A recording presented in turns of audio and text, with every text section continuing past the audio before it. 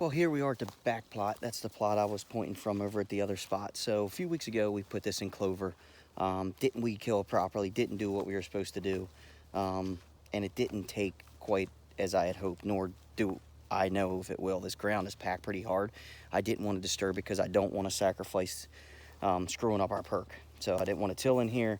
Simply weed killed, threw some clover on the ground, drug a rake across it, and that's about what we got. I am seeing some clover, so that's a plus. Like I said, I don't know how well this one will or won't do. You know, you can see very sparsely that guy there. So, you know, it did take, and I also put some no-till, you know, but you can definitely see the clover all throughout this spot. And I only did this a few weeks back, so this explains why this is a lot, you know, not as far along as that.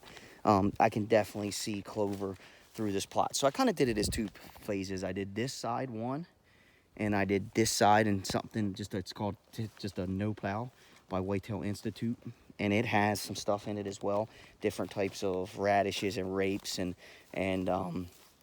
clover as well. And I am seeing some of that stuff come up too. You can kind of see it down in there. So anything right in here. So anything's better than nothing, right? You know, I'm just trying to introduce a lot of food. They're going to have food across the street. I'm just trying to keep them here to kind of pattern them. So hopefully we can kind of, you know, come in here and have an opportunity late season. Now you're going to see how we killed this area here. They're starting to die off. I just did that. A lot of wet area in here. They got a lot more wet, unfortunately. But you can see the clover trying to come up through it. Hopefully this dries out pretty quick. This grass sucks it up and it doesn't. I don't know if clover seed drowns or not. I'm not a freaking farmer, but I'm figuring that out as I go. Same thing. So this is a little separate plot here. So I did some no plow in there as well as some clover and some chicory, just something different, you know, so I can just cut it, keep the deer in here hopefully, because what I want to try to do is that's the main. All through here is the main portion of my woods. It's kind of like a block, you know, about 90 acres in there. So I'm hoping that works out the way I want it to.